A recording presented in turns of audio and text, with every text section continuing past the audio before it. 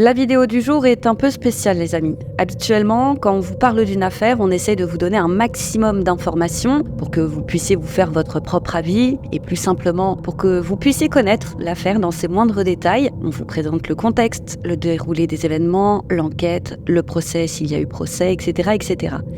Mais aujourd'hui, et exceptionnellement, c'est pas ce qu'on va faire. Je vais même vous demander de vous prêter à une petite expérience, un petit exercice, et ensuite de me faire un retour sur cette expérience. Je m'explique. Aujourd'hui, je vais uniquement vous parler des faits. Cette affaire, c'est une rixe qui a mal tourné, voilà, une dispute, qui a la particularité d'avoir été filmée. Donc on va pas vraiment parler du contexte, je ne vais pas non plus vous présenter les différents protagonistes, et je ne vais pas non plus vous parler de l'enquête, ni même de la procédure qui s'en est suivie. Non, le but est de faire comme si vous assistiez aux événements en simple spectateur. Vous allez ainsi vous faire votre propre opinion, et puis dans un second temps, vous aurez la possibilité de connaître plus de détails. Et mes questions sont les suivantes. De 1, juste avec les images, que pensez-vous du degré de culpabilité des uns et des autres ? Deuxième question, jugez-vous nécessaire d'en savoir plus ou seules ces images suffisent ? Troisième question, connaître les détails de l'affaire vous aura-t-il fait changer votre avis initial ? Et je ne vous cache pas que j'ai eu beaucoup de mal à rester neutre, donc je tiens par avance à m'excuser. Je sais que vous êtes nombreux à justement apprécier une narration neutre, sans être parasité par l'opinion de celui ou celle qui vous raconte les choses. Donc je m'excuse par avance, j'ai pas pu faire autrement, pourtant j'ai retravaillé mon sujet 3 fois. Découvrez aujourd'hui la triste histoire de la tragédie de l'Apple River.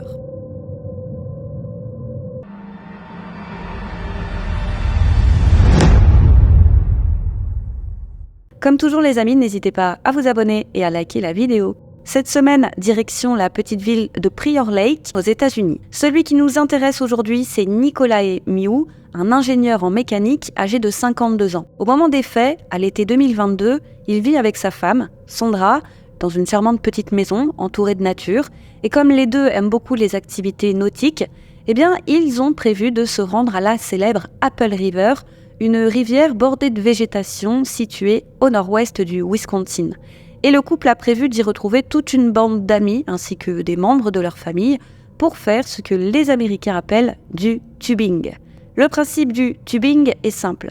Chacun est sur une bouée, les bouées sont reliées ensemble par des cordes de manière à ce qu'elles restent toujours les unes à côté des autres. L'une des bouées contient l'apéro, c'est généralement une glacière remplie de snacks et de boissons.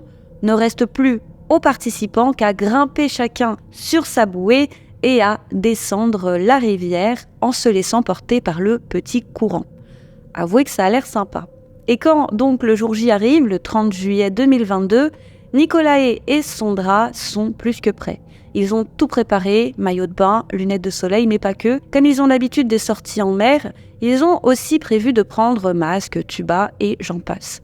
Et c'est à 9h30 précise qu'ils se mettent en route. Et à ce moment, aucun des deux ne se doute du drame qui se prépare. Et c'est après 1h15 de route à 10h45 que les Miu arrivent à la Apple River. Ce jour-là, le temps est parfait, il y a un beau ciel bleu, un grand soleil, le couple rejoint leurs amis déjà présents, tous discutent dans la joie et dans la bonne humeur. Alors qu'ils se préparent, les autres arrivent un à un. Ils sont 10 au total, tout âge confondu, et une fois qu'ils sont tous réunis, ils s'en vont louer les fameuses bouées à l'espace prévu à cet effet, les bouées étant fournies sur place. Et c'est parti pour la balade. Tous trinquent à la bière, il n'y a pas vraiment de danger, puisque le courant est faible et la rivière peu profonde, l'eau arrive à la taille tout au plus. Donc la plupart des visiteurs, pour ne pas dire la majorité des visiteurs, en profitent généralement pour s'enivrer. Un bar a même été installé à mi-parcours pour qu'ils puissent se réapprovisionner à leur guise. Tout se passe pour le mieux pour le petit groupe, sauf qu'à un moment, l'un d'eux, Ariel, se rend compte qu'il a perdu son téléphone. Il y a encore 2 minutes, il l'avait sur lui et là, il a disparu. Donc, si le téléphone n'est pas sur lui, c'est qu'il est tombé à l'eau. Et comme il l'avait encore il y a peu sur lui, il est dans une zone bien précise, certes, mais tout de même assez vaste. Et comme il a avec lui masque et tuba, Nicolae va gentiment proposer à Ariel d'aller chercher son téléphone. Ariel lui dit que ce n'est pas la peine, que son téléphone est assuré pour ce genre de situation, qu'il fera marcher son assurance, et que donc, il ne veut embêter personne, d'autant plus que selon lui, il y a peu de chances de le retrouver. Alors, à quoi bon ? Mais Nicolae insiste. Il lui dit qu'il est sûrement là à flotter quelque part, comme il était dans une pochette prévue pour flotter, et quand bien même il aurait coulé, vu le peu de profondeur, il pourra sans problème le repérer, et puis dans le fond, ça ne coûte rien d'essayer. Ouais, pourquoi pas, se dit Ariel. Il lui indique à peu près dans quelle zone il pense l'avoir perdu, et alors que Nicolae se dirige vers l'endroit indiqué, le reste du groupe en profite pour faire une escale au bar, situé non loin de là, sur le rivage, et je précise que d'où ils sont, ils voient Nicolae chercher. Arrivé dans la zone indiquée, Nicolae se met à chercher, il est concentré, il remarque rapidement qu'il n'y a rien qui flotte à la surface, il se dit que le téléphone a dû couler malgré la pochette de protection, alors il va attentivement regarder dans l'eau. Par chance, nul besoin de lunettes de plongée, il est possible de voir à peu près correctement ce qu'il y a dans l'eau. Et de toute façon, au moindre doute, il n'aura qu'à plonger ses mains pour vérifier. Et c'est ainsi qu'il va aller et venir, le regard parcourant le fond de l'eau. Il est concentré, et si concentré qu'il ne remarque même pas la présence d'un groupe de jeunes, situé un peu plus loin. Ils sont là, sur leur bouée, à rire, à s'amuser et à boire. Ils sont pour la plupart ivres et pas que de joie. Et pourtant, ils n'ont pas le droit, vu qu'ils sont âgés entre 16 et 17 ans. Et voilà qu'ils aperçoivent au loin Nicolae. Il est seul, de dos, encore et toujours à fixer l'eau, à la recherche du précieux. La scène intrigue le groupe d'adolescents et l'un d'eux va se mettre à crier pour attirer l'attention de Nicolae. Il lui demande en hurlant ce qu'il fait là. Mais Nicolae ne réagit pas, il ne réalise pas qu'on s'adresse à lui, il n'a aucune réaction et continue de parcourir du regard le fond de la rivière. À ce moment, il cherche même dans la direction opposée, s'éloignant ainsi pas à pas du groupe. Mais curieux, les adolescents veulent absolument savoir ce qu'il fait là. Alors ils vont crier de plus belle et de plus en plus fort. « Hé, qu'est-ce que tu fais là ?» Bref, vous voyez le genre. Et c'est là comme une injonction à répondre. Cet homme doit leur dire ce qu'il fait là et c'est pas autrement. Et je trouve ça super intrusif. D'autant plus qu'ils ont l'air un chouille trop joyeux pour respirer la sobriété. Et pendant ce temps, Nicolae est toujours de dos et il fait sa vie. On peut déjà faire une pause. De mon point de vue, l'attitude des jeunes est bizarre. Elle n'est pas good vibes, on va dire. Avec leur rire gras, cet effet de groupe, je sais pas, il y a un je ne sais quoi de passif-agressif. Moi, ça m'a tout de suite donné l'impression qu'au moindre pet de travers, ils allaient en profiter pour se moquer de Nicolae. Comme s'ils n'attendaient que ça, en vrai.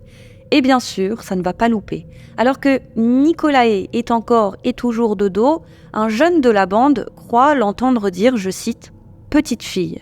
Et de là, il va en arriver à la conclusion que Nicolae est un prédateur justement à la recherche d'une petite victime. Et ça, ce sera le point de départ d'un flot d'insultes et de moqueries, et on va y revenir tout de suite.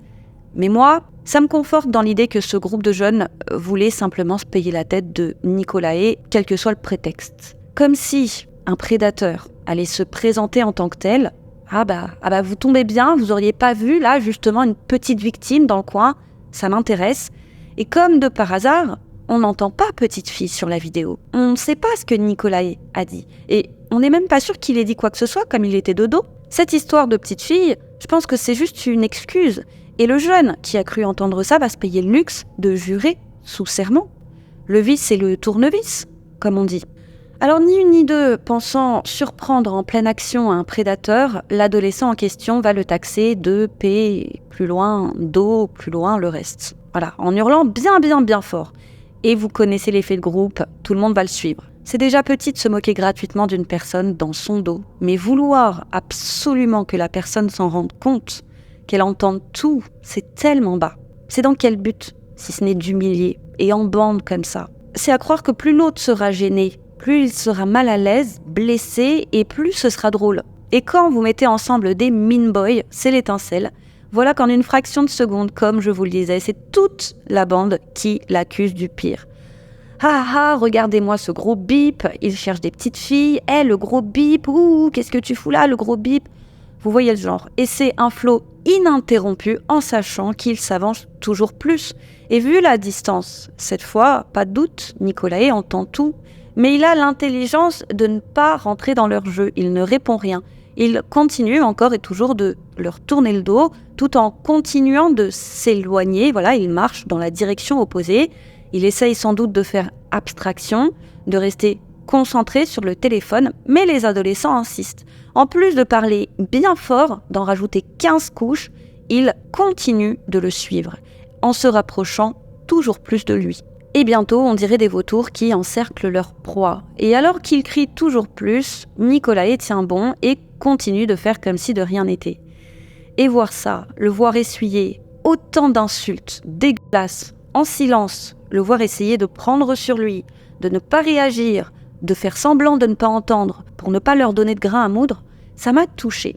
Et à qui c'est jamais arrivé de se retrouver à la place de Nicolae, que ce soit dans le bus, dans le métro, en cours ou ailleurs, t'es là, t'es tranquille, tu demandes rien à personne, et bim, t'as un groupe de petits merdeux qui débarquent, qui te fixent, et tu sens le truc venir. Tu le sais, ils le savent, que d'une seconde à l'autre, ça va, et de manière à peine voilée, commencer à se moquer de toi. Parce que c'est comme ça, ils l'ont décidé, et tu seras leur target. Et j'ai une anecdote en particulier qui m'est revenue à l'esprit, et elle m'a marqué, cette anecdote, elle s'est passée il y a 18 ans. J'étais à la fac. C'est vous dire à quel point elle est restée ancrée. J'étais à la fac avec un ami, on était en train de suivre un cours dans un grand amphithéâtre, un immense amphithéâtre, il y avait beaucoup d'élèves, et je m'étais pas assise directement à côté de mon pote, mais à 2 ou 3 chaises d'écart, comme il y avait de l'espace. Donc, vu de l'extérieur, on aurait dit qu'on se connaissait pas. On aurait dit qu'il était seul et que moi aussi j'étais seule. Et voilà pas qu'arrive 2 nanas, en retard, bien sûr, bien après le début du cours, et elles se mettent juste derrière mon pote. Et comme elles n'en avaient rien à faire, objectivement, du cours, elles ont commencé à parler, et puis, tout doucement, elles ont commencé à se moquer de mon pote, qui était assis juste devant elles. Alors au début, j'étais pas sûre qu'il était visé. Vous connaissez les lâches, ça commence par une remarque, pour tester la température, puis une autre, et elles ont donc commencé à faire mine que ça puait. Tu sens rien, toi ? Ah si, attends, ça sent quand même. Et mon pote, franchement, c'était un peu la cible parfaite. Il était assez petit de taille. Depuis, il a grandi. Disons qu'il a une croissance un peu tardive. Et donc, il paraissait plus jeune que la moyenne.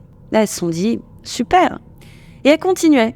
Elles faisaient à un moment mine de renifler carrément mon pote. En mode, ah, mais ça pue. Et plus elles continuaient, et plus mon ami se sentait mal. Et plus il se sentait mal, et plus il rentrait sa tête de plus en plus dans ses épaules. Il se recroquevillait physiquement, littéralement, sur lui-même.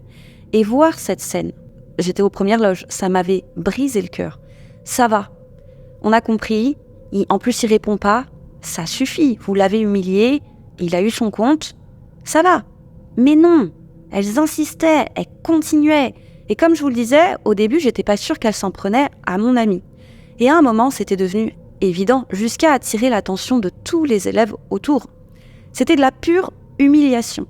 Sauf qu'elles étaient mal tombées, et c'est pas pour me vanter ou faire ma social justice warrior que je dis ça, mais moi l'injustice, je peux pas, c'est viscéral. Alors je suis intervenue. Il fallait voir leur réaction quand elles se sont rendues compte que leur petite victime n'était pas seule, et qu'elle était accompagnée d'une hystérique. Voilà, j'arrivais pas à gérer mes émotions à l'époque, j'ai encore du mal aujourd'hui, même si j'essaye de m'améliorer, et elles ont rien compris à ce qui leur arrivait. Je suis du genre pugnace et j'argumente. Voilà, j'argumente. Je balance pas des insultes comme ça, j'argumente. Entre 2 insultes, bien sûr, et je lâche pas l'affaire. Alors je leur ai demandé ce qu'elles fichaient là, si ça sentait aussi mauvais, qu'avec toutes ces places de libre dans l'amphi, plutôt que de déranger tout le monde, elles devraient peut-être changer de place et arrêter de nous casser les pieds, que c'était minable d'être à plusieurs sur une personne qui ne répond même pas. Alors elles étaient devenues toutes rouges, elles ont commencé à bafouiller. Quoique, mais non, mais pas du tout, on se moquait pas, non. Mais je les ai pas lâchées.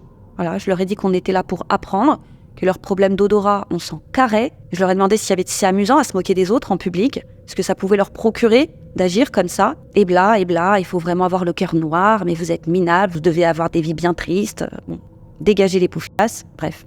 La vérité, je dois vous le dire, petite parenthèse, c'est que mes amis, ils aiment pas trop que je les défende parce que je vais toujours trop loin. Voilà. Mais mes potes, c'est des amours. Voilà, c'est une qualité qui est indispensable pour faire partie de mon entourage. Il faut être quelqu'un de bien, de bon. Et il faut vraiment le vouloir pour s'en prendre à eux. Donc ça décuple encore les choses. C'est pour ça que je deviens complètement tarée. Plus encore que si on s'attaquait à moi.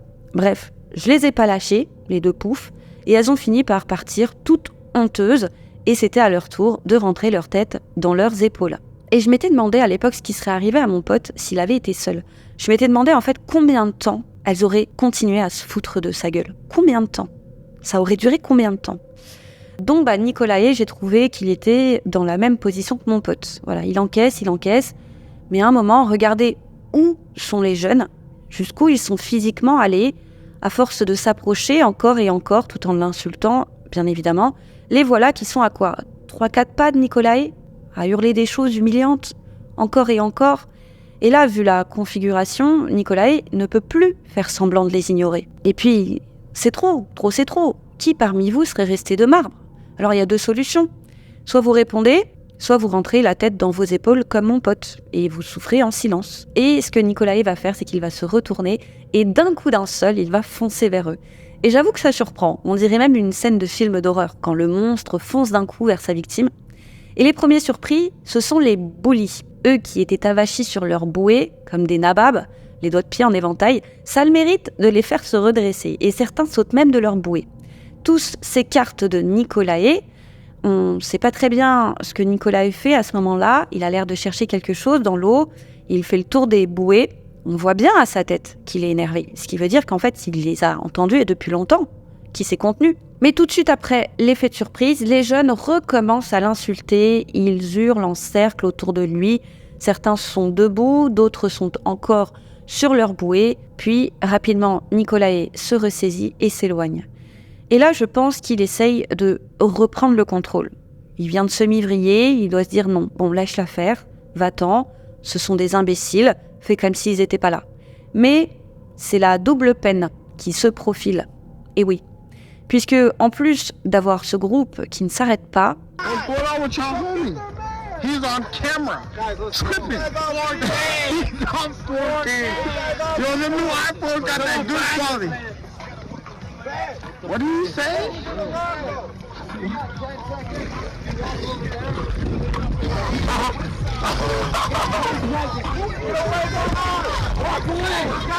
alors eux, ils sont vraiment inarrêtables. Voilà, c'est comme les poufs à la fac derrière mon pote. Si personne ne les arrête, ça peut durer mais longtemps. Voilà que d'autres s'approchent, intrigués par la scène. Et parmi eux, une carène. Je vous mets la définition en image. Et vous savez à quel point une carène, quand elle s'y met, c'est insupportable. C'est comme un disque rayé. Cette carène s'appelle Maddie Cohen. Elle sort de nulle part. Voilà, il y a encore 2 secondes, elle était à 3 km de là. Mais la voilà, telle une justicière qui ramène sa fraise et qui se met à hurler à Nicolae de laisser les garçons tranquilles. Le tout en lui faisant signe de partir. Voilà, allez, oust. Dégage le clébard, je veux rien savoir. On est sur du degré 0 en termes de respect. Enfin, je veux dire, il y a quand même une façon de dire les choses. Moi, tu me fais signe comme ça, comme un chien de bouger, je bouge pas. Ah non, je bouge pas et je me transforme en Gremlins. Gestion de la colère, tout ça. Et puis, quelle injustice. Il a fait que ça, Nicolae, essayer de s'éloigner. C'est la bande qui l'a suivi. Et quand il essaye de se ressaisir, il doit se farcir une carène. Alors, Nicolae va expliquer à la carène que, non, elle se trompe. On n'entend pas exactement ce qu'il dit, mais il essaye de lui expliquer qu'il y est pour rien, qu'on se moque de lui et qu'il a rien fait, quoi. Mais une carène, ça reste une carène. Prendre 2 secondes pour écouter la version de l'intéressé, c'est hors de question. Sinon, ce serait pas une carène, non. Elle continue de lui faire signe du doigt de partir. Le même signe qu'on fait littéralement à un chien quand il a fait une bêtise et qu'on lui intime l'ordre de retourner à la niche. Avec bien évidemment toujours en fond sonore et en toile de fond le groupe de bullies. Les voilà outrés. Remarquez cette volte-face des enfers. Les voilà qui maintenant jouent aux victimes, ils sont outrés. Outrés. Ça me fait penser à ce genre de situation où un passif agressif vous pique et quand vous répondez énervé, sans passer par X chemin, comme lui. Hop, le passif agressif va vers sa victime. Hein, quoi ? Mais j'ai jamais sous-entendu que t'étais une grosse vache, voyons, jamais. Et du coup, quand vous vous énervez, comme l'autre ne s'est pas énervé en vous provoquant, eh bien, tout le monde va vous regarder comme si c'était vous le problème. Mais faut pas t'énerver pour si peu. Mais le passif agressif a rien dit, voyons, tu t'es trompé. Et là, je trouve que c'est un peu pareil, en fait. Donc, on est au milieu d'une cabale. Nicolae tente par tous les moyens d'expliquer les choses, mais il n'est pas stupide. Il se rend vite compte que c'est peine perdue, que personne n'en a rien à faire de ce qu'il dit, et que quoi qu'il puisse dire, c'est lui, et uniquement lui, le problème. Et là, on peut lire le désespoir sur son visage, et la colère qui monte, forcément. Regardez la scène. Vous avez Karen, la justicière, avec ce brouhaha d'hurlements inquisiteurs tout autour de lui, et ils sont tous là à l'encercler. Et je pense que pour supporter ça, il faut quand même avoir les reins solides. Et Nicolae décide malgré tout de tourner le dos à la Karen. C'est une manière de s'éloigner de la situation, de prendre du recul, de ne pas rajouter de l'huile sur le feu. Mais Nicolae vient, sans le savoir, de commettre un crime de lèse-majesté. Et oui, il ne faut jamais, au grand jamais, tourner le dos à une Karen, et ce, sous aucun prétexte. Ça a le don de les rendre encore plus vindicatives.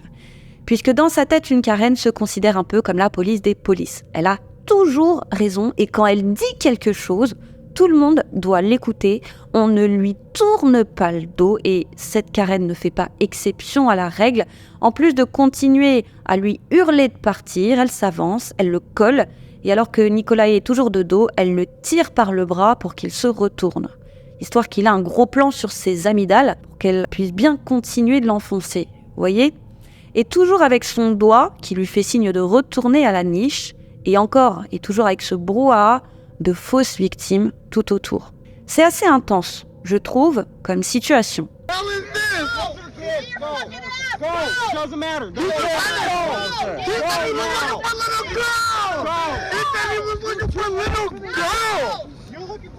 Yeah, that's exactly what he said. Weird us out. I even have that part on camera. Did I? Some young ass kid. What the hell is this guy's problem, bro? Seul contre tous, Nicolae fait signe à ses amis qu'il a besoin d'aide. Et là, c'est cette fois un Kevin qui débarque. Et le Kevin, c'est la version masculine de la Karen. C'est la même, mais au masculin. Kevin, de son vrai nom Dante Carlson, n'a lui aussi aucune idée des tenants et des aboutissants. Dites-vous que quand Karen est arrivée, il était encore plus loin derrière. Donc Kevin, une binouse à la main, décide de faire comme Nicolae, voilà, sauf que lui, il bombe bien le torse, et il fait signe à son groupe de venir. Et qui rapplique au loin, vous les reconnaissez sûrement, ce sont là les poufias de la fac, du moins leur équivalent. Elles arrivent d'un pas déterminé, prêtes à en découdre, sans bien évidemment savoir le pourquoi du comment, binouse à la main, elles aussi, et elles se mettent à crier sur Nicolae. Et regardez la scène.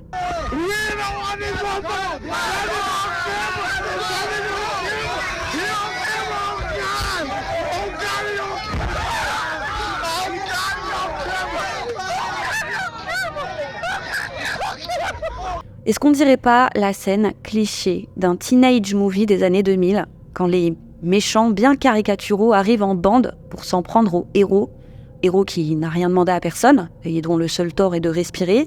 Et des scènes comme ça, c'est beaucoup trop gros, c'est trop caricatural, ça manque trop de finesse, de réalisme. C'est pour ça que la plupart du temps, on ne les voit que dans les films pour enfants ou adolescents. Nerveusement, faut tenir face à toutes ces personnes-là autour de vous. C'est émotionnellement très impactant, c'est très impressionnant. Et merci Malice pour tes explications, puisque sans toi, j'aurais eu bien du mal à distinguer les événements. Pour avoir fouillé la toile, après plusieurs heures, j'avais toujours pas réussi à comprendre le déroulé exact des événements. Voilà. Et par miracle, je suis tombée sur sa vidéo, et donc je sais tout le travail que ça a dû représenter pour elle. Vraiment, je tiens sincèrement à la remercier. Moi, jusqu'ici, je vois qu'une seule chose, je vois un genre de pugilat, de lynchage complètement disproportionné et aberrant. On a un homme qui se fait attaquer verbalement par toujours plus de personnes, et ça dure, et ça hurle, et quelqu'un filme, donc ça veut dire qu'il a une caméra qui est braquée sur lui. Mais c'est anxiogène. Et puis après ça, on peut voir un rapide échauffouré.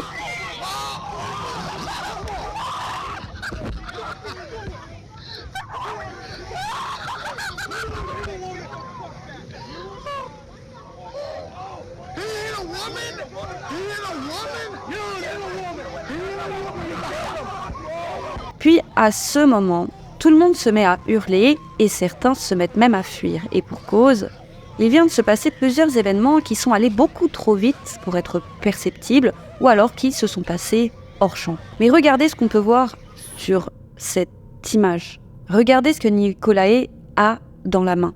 Et oui, Nicolae a attaqué. Il a sorti son petit canif qu'il n'aurait jamais eu sur lui ce jour-là et qui plus est dans sa poche si l'un de ses amis ne lui avait pas demandé de l'emporter pour pouvoir, en cas de besoin, couper les cordes reliant les bouées. Durant l'altercation, ce sont 5 personnes que Nicolae a attaquées. Paniquées, les personnes présentes vont immédiatement appeler les secours. Nicolae va prendre la fuite. Il ne va pas hésiter à mentir plus tard. Sachez que les victimes sont âgées entre 17 et 24 ans et que l'une d'elles, Isaac Schumann, ne survivra pas. La suite de cette histoire est très intéressante. Je vous invite à consulter la vidéo d'Avec Malice à partir de la 9e minute si vous voulez prendre le récit en cours de route ou dès le début. Il y a plus de renseignements. Moi, je suis allée directement au fait. Sachez qu'il s'en suivra encore bien d'autres péripéties. Hop. Je vous rappelle, avant de quitter cette vidéo, qu'elle n'a pas pour objectif de faire une rétrospective de l'affaire. C'est pas le but de la vidéo du jour. Donc, je vais vous renvoyer à mes questions de l'introduction. De 1. Juste avec les images. Que pensez-vous du degré de culpabilité des uns et des autres ? Nicolae, après un long et intense procès, écopera d'une longue peine de prison. Et ça, je laisse Malice vous en parler. Sachez que sans connaître les détails de l'altercation, les articles que j'ai lus dépeignaient Nicolae comme une brute assoiffée de sang. Un monstre qui s'est attaqué à des petits jeunes comme ça sans aucune raison. Et la plupart des articles ne parlaient que de la fin de la rixe. Alors pendant un long moment, j'ai cru que Nicolae c'était un zinzin qui s'était lancé comme ça sans raison sur une bande de jeunes qui s'amusaient dans leur coin. Bon, je vous accorde qu'on n'est pas sur la personne la plus équilibrée du monde pour attaquer à l'aveuglette autant de personnes comme ça. Et sachez que les recherches étaient difficiles parce que 80% des articles ne parlaient que de la peine ou du profil inquiétant de l'auteur, donc c'était compliqué de remonter aux articles de l'époque. Et ceux que j'avais trouvés, c'était pareil, ça parlait d'un fou furieux qui avait attaqué sans raison comme ça au hasard. Et c'est grâce à la description précise de Malice que j'ai pu enfin comprendre. Et ça m'a choquée. Parce que ce qui était dit dans tous ces articles, c'était pas du tout ce que j'ai vu en images. Et j'ai trouvé ces articles trompeurs. Non, c'était pas une attaque tombée de nulle part. Moi, j'ai vu un homme acculé qui, parce qu'acculé, a fini par péter les plombs. Un homme qui a pourtant essayé de se ressaisir plusieurs fois. Mais c'est comme ça. Ça a déconnecté là-haut. Et ces articles faisaient abstraction du pourquoi, du comment, de l'effet de meute, qui était indéniable, des provocations, des attaques successives. On est d'accord que Nicolae doit être puni. Voilà, quelqu'un a tout de même perdu la vie dans cette histoire, et une vie ce n'est pas rien. Mais est-ce une raison pour les journalistes de ne relater qu'une partie des événements en coupant certains moments ? C'est comme si humilier quelqu'un, c'est ok. S'attaquer à quelqu'un sans raison, de manière disproportionnée, c'est ok. Et c'est dans le fond comme si on apprenait à nos jeunes que s'ils agissent mal, c'est ok. En cas de retour de bâton, on ne vous en tiendra pas rigueur. Et je vous cache pas que sous le coup de l'émotion, j'ai fait ce que je n'ai encore jamais fait, à savoir que je me suis arrêtée là. Avant de comprendre ce qui s'était passé, avant ça, pendant mes recherches, j'avais vu pas mal de photos du procès, où je voyais des jeunes en pleurs à la barre. Et je m'étais dit, les pauvres. Mais j'ai compris, après coup, que c'était là les bullies, la Karen, le Kevin, les poufs, et les voir jouer aux victimes, comme s'ils n'avaient rien à se reprocher, comme s'ils étaient blancs comme neige, c'était non. Voilà, j'ai trouvé ça trop facile. Je sais pas si certains ont fait leur mea culpa, mais je pense pas. Et quand j'ai appris que c'était 70 ans qui avaient été requis par le procureur, je me suis dit, bon, c'est bon, je vais arrêter là. Et je vous avoue que voir tout ça, ça m'intéresse pas. Pour en avoir parlé avec Malice, elle m'a dit que les choses étaient plus complexes et je lui fais entièrement confiance, elle connaît parfaitement l'affaire.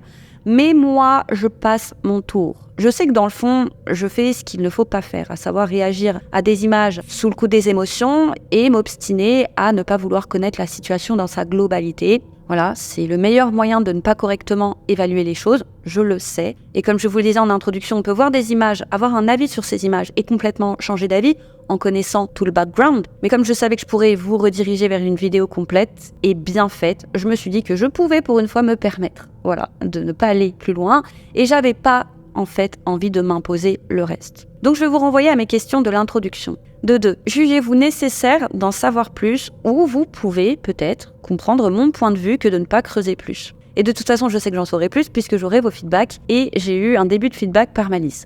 Et de 3, c'est justement le feedback. Pour ceux qui ont regardé la vidéo de Malice ou qui la regarderont, est-ce que connaître tous les détails de l'affaire vous a-t-il fait changer d'avis ? Je parle de votre avis initial ou non. Voilà. Et ça, je trouve que c'est un exercice intéressant. Dites-le moi en commentaire. Donc, place à la conclusion. Je me demande pourquoi certains adultes excusent des comportements odieux sous prétexte qu'ils émanent de jeunes. Je me souviens qu'un jour, je sortais de chez moi avec ma sœur. On avait une toute petite vingtaine d'années. Je sais pas à quel âge on avait. 22 ans, je sais pas. Et en passant devant un groupe de jeunes qui devait avoir entre, 13 et 18 ans, un groupe de jeunes qui tenaient les murs, voilà qu'on se fait insulter gratuitement. Et on répond. Et une Karen arrive en courant pour nous dire que ça va, c'est des jeunes. Comme si c'était là un totem d'immunité. Alors jusqu'où, pour certains adultes, des adolescents ont le droit d'aller dans la provocation, l'humiliation, l'intimidation, et c'est pas grave. Nicolae n'a provoqué personne, il n'a insulté personne, il a tenté plusieurs fois de faire abstraction jusqu'à ce que finalement on empiète sur son espace vital, jusqu'à ce qu'on le touche physiquement. Ajoutez à ça une foule d'étrangers qui, sans rien connaître de l'histoire, se rangent automatiquement du côté des jeunes parce qu'ils sont jeunes. Mais un jeune de 17, 18 ou 19 ans, c'est pas non plus un poussin de 3 semaines. Et voir ces photos d'eux à la barre en train de pleurer, on dirait des petites choses sans défense.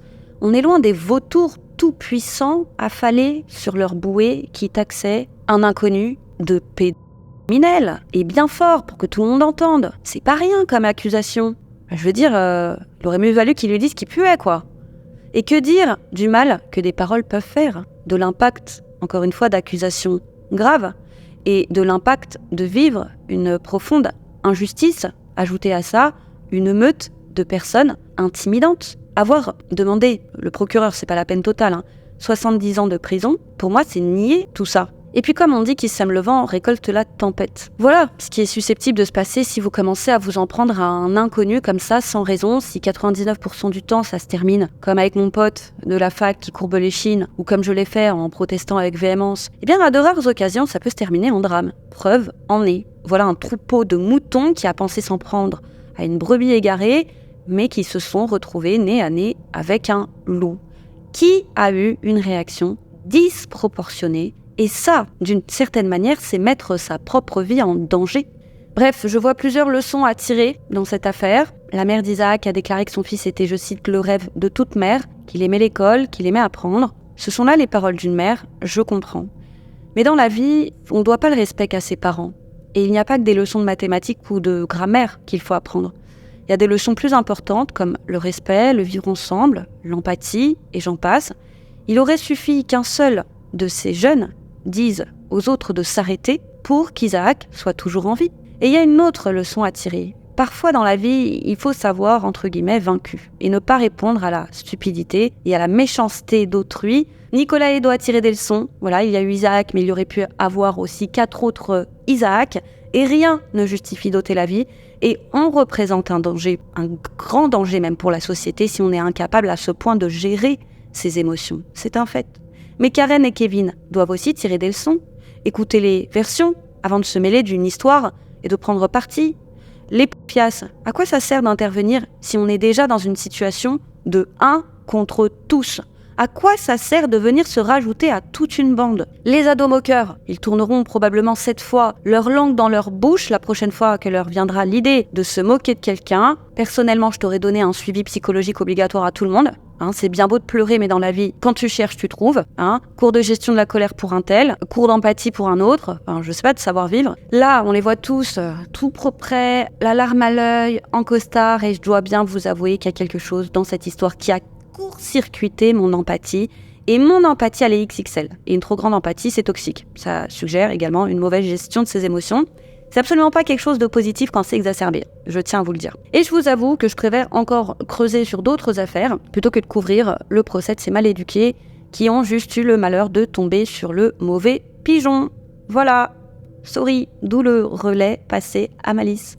Et go lui apporter de la force. Moi j'attends vos feedbacks. Qui est parti voir l'histoire en entier ? Qui ne l'a pas fait ? Que pensez-vous de la peine de Nicolae ? Est-ce que pour vous c'est beaucoup ? Est-ce que pour vous c'est peu ? Et moi je vous répondrai en commentaire. Voilà, comme toujours. Merci de nous avoir suivis. S'il vous plaît, soyez cool en barre de commentaires. Voilà, quand on n'est pas neutre, on se prend des foudres parfois, mais c'est pas utile. Voilà, vous pouvez dire les choses très gentiment. N'hésitez pas à liker la vidéo si elle vous a plu, à la partager, à vous abonner si ce n'est pas déjà fait, à nous suivre sur nos réseaux sociaux, les Youcrim Sisters, à nous écouter sous forme de podcast. On est présente sur toutes les plateformes d'écoute. Bientôt, un jour, qui sait, je reprendrai les TikTok, j'ai toujours pas le temps. Quant à moi, je vous dis à très vite sur Youcrim pour une autre triste histoire, les amis.